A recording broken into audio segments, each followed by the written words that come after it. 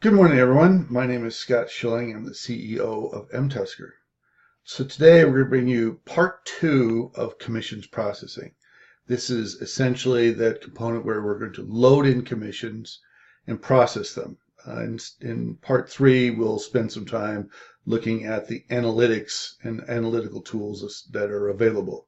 So first of all, let's go out here to commissions. We're going to go to active commissions.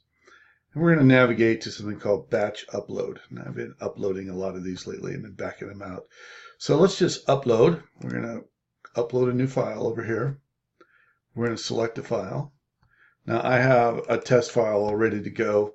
It simulates a fairly similar to a WinStream test file. So select the file, then upload the file. Just take a second or two. Now, once you've got it, then we're going to set our template. Okay.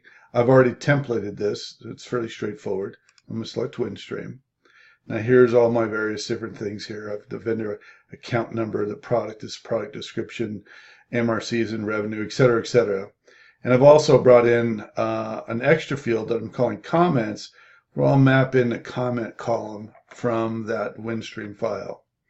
Now, there's a couple things to do here. One, if the file has the period start and period dates in there, you can map them accordingly.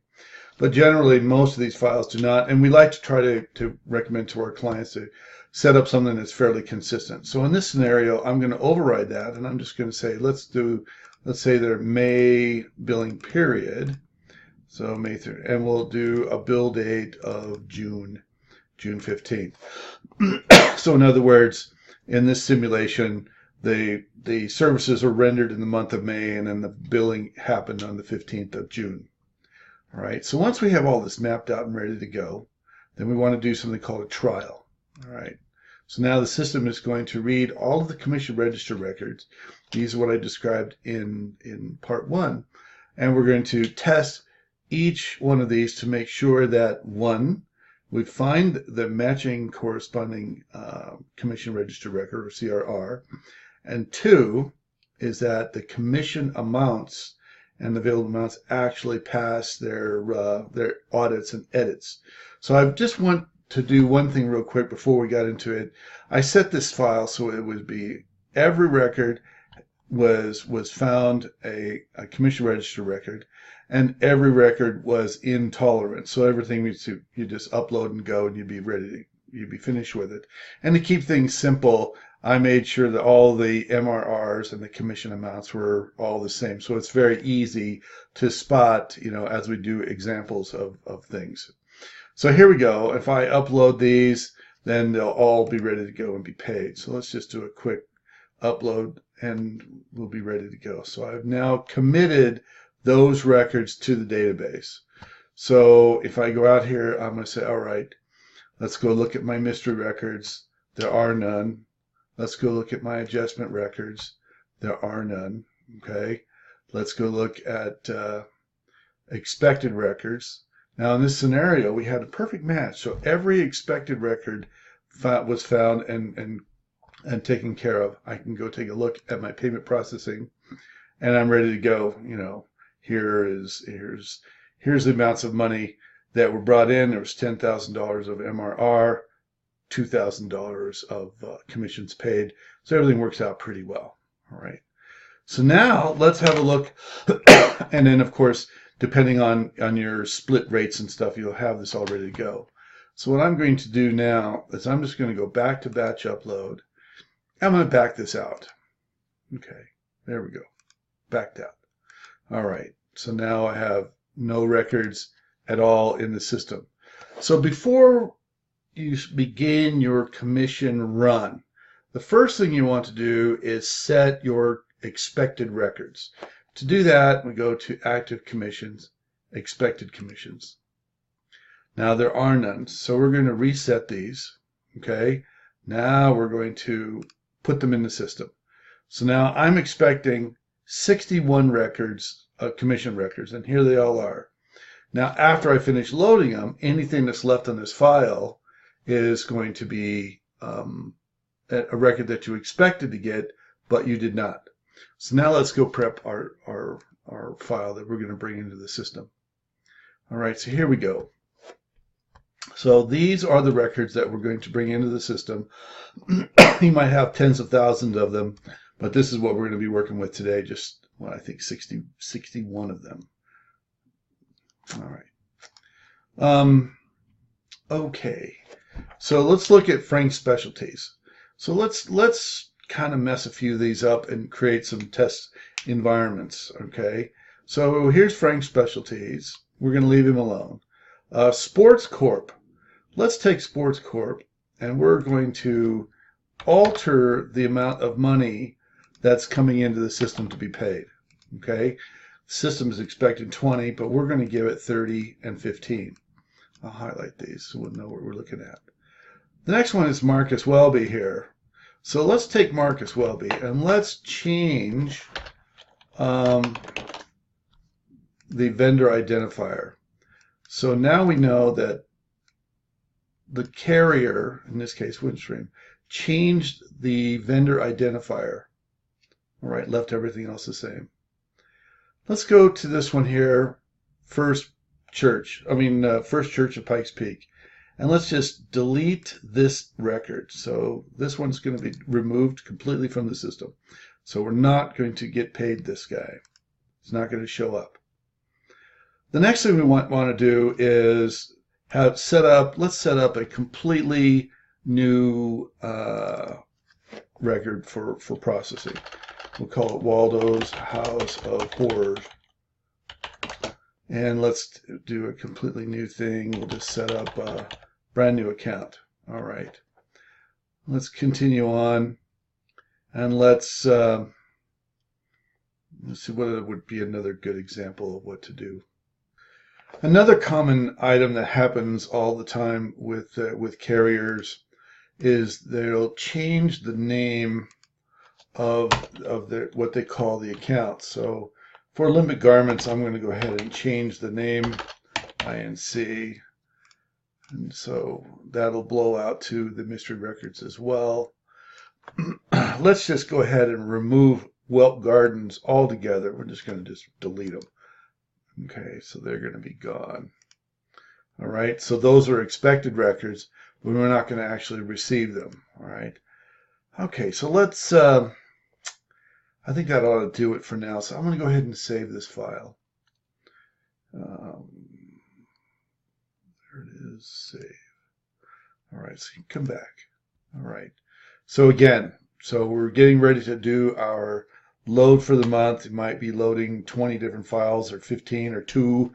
But before we get started on that, I want you all to come to your mystery records, make sure that you're clear there, make sure you don't have any adjustment records, make sure you don't have any active records. Okay. Let's clear these filters here and double check. Yeah.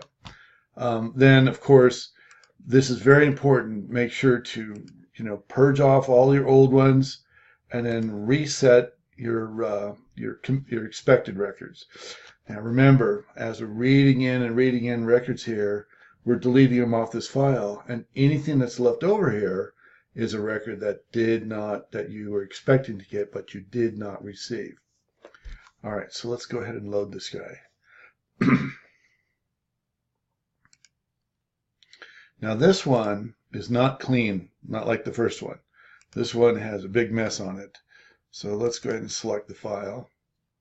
I'm going to upload it. Okay, we'll select our template. I like to double check to make sure, yep. Always make it a habit of double checking to make sure that you're lining things up here real good. All right, let's set our dates. Let's set it for May, a May billing period. Okay, with a June bill date. Now the one thing about setting these dates, of course you can just pull them in from the date if you have it, but come up with a philosophical approach, a philosophy, and stick with that approach. All right, let's try all these in. Now this time we're going to find quite a few mystery records because we changed the vendor IDs on some of them, we changed the name on some of them. We didn't have any records out of tolerance. Maybe I didn't save. Or the range was big enough it didn't matter. All right, so let's go ahead and load these. We're going to commit these to the database now. All right, so now they're there. So now let's take a quick peek at expected records. So there's our Welp Gardens. We did not get paid those. So now you can go ahead and figure out why. Maybe it's you're not supposed to be paid. Maybe the contract came to an end. Or maybe you just didn't get paid and you need to create a dispute and say, what's going on here? Here's Olympic Garments. Okay, this is the one where we changed the name of the company. All right, so let's go on into mystery records now. Now here's where things could get a little more exciting. Now, what you should do every single time you come here, the very first thing you should always do is select all. Okay, now remember these right here, these Olympic Garments. Everything else is okay except this name change. So the first thing to do is select all, mass update, and then hit the current vendor customer name, hit go.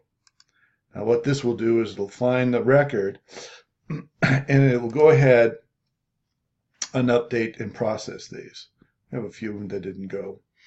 All right. So there might be something slightly off kilter on these. So if you did get some that are like this, it's easy enough to edit. You know, it found a CRR, select this, save and process. Then there's another one, edit, found a CRR, save and process. All right. So that leaves us with this one here where we actually change the vendor ID number. All right. So we have a new tool to help deal with this problem where vendors are changing it. This is particularly important, especially if you're working with AT&T, where the vendor ID or the order number, which you might be using as a vendor ID, changes quite a lot based on what they're doing with the account. So in this scenario, I'm just going to hit this button, new button here called the vendor ID match. By doing that, we'll click here and say, okay, here's my vendor ID, you know, my mystery records here, and here is the vendor ID. So we try to find a match. So we'll sit there and look for Marcus Welby. There he is, and we'll sit there and try to do a matchup with these vendor IDs and say this is 77%. If you want to, you can look at the products, long distance. So you can tell pretty quickly that the only thing that's happened here is that the vendor has changed the vendor ID. So if that's the case, let's go ahead and select it. It might be three or four for you to choose from, but select the one you want and hit accept. Okay. Now what the system will do is it's going to take those records. It's going to update the commission register record with that new vendor ID in there so that we have both of them now, and it'll process them accordingly. All right, so as we've done all this, now we've processed everything, we should be down to, yeah, there we go, just Yelp Gardens. All right, continuing on, let's go back to our mystery records here. And we got this one here, Waldo's House of Horrors, and what we're going to do with it. Let's say you are expecting this. It is an account that you've sold, and now you've received your first commission on this. So what we'll do is with this one, and depending, you may have 20 or 30 or 40 or even 100 of these things. You will select it, mass update. Then you want to create a new CRR. All right, so let's give it a tolerance of 5% for this product. Let's make it a mandatory product. I'm going to hit go. I'm going to close this. Now what we did, we went from a missing CRR to CRR built. This is the new status of this. So let's go to the commission register records. Let's clear the filters. Let's do a find on pending records because this is going to be a pending record. So here's Waldo's House of Horrors. Now, there's a lot of ways to process from here, but the first thing, what I recommend is going into edit, and we want to set your splits. So let's do James Kirk here, given to 25%. Everything looks pretty much okay, but it's still in a pending status. Here's a vendor ID. We have not associated this with an account yet. We're going to do that. I'll show you the smoothest way to do it. Let's go ahead and hit save. So now that I have saved this record, I've got all my pending records.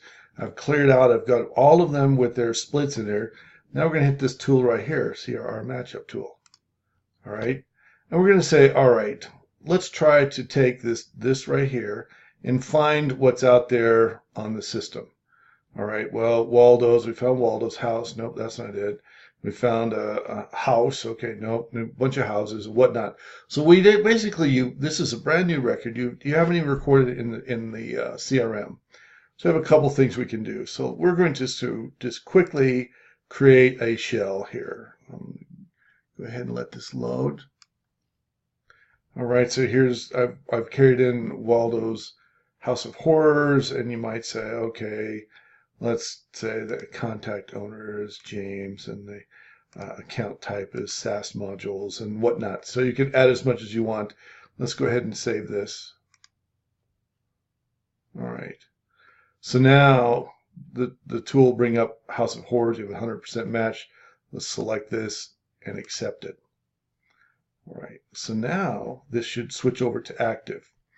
So I'm going to go active. And we're going to stir and look for Waldo's House of Horrors. The CRR is active. At this point, I'm going to go back to my mystery files. I'm going to select them. Mass update. I'm going to process my built records. So this is, go ahead and take them off, and it'll all be finished and ready to go for final processing. So all of my records, I have no more mystery records. I don't have any adjustment records. We can talk about that in another video. My expected records was, I was expecting Yelp, but I didn't get them. So you could do a couple things. One, you could create your dispute if you wanted to. And then I finalized, I have my processing. So here's all the results of all my splits and whatnot. All right, so I think that about brings us to a close. One more note on expected records. Let's say that last month was the last time I got paid for Web Gardens. At this point, the contract is over. I do not expect them to be paid anymore. So at this, you can select these. I'll just select them all. Then you can make the whole CRR inactive. That way, the next month when you create your expected records, then they won't show up. All right, so that brings this particular thing to a conclusion. If I want to, I can go ahead and do payment processing and pay all these and move them off into history and get ready for the next month. Thank you much, everybody. This was a long video. I apologize for that, but it was important. All right, adios.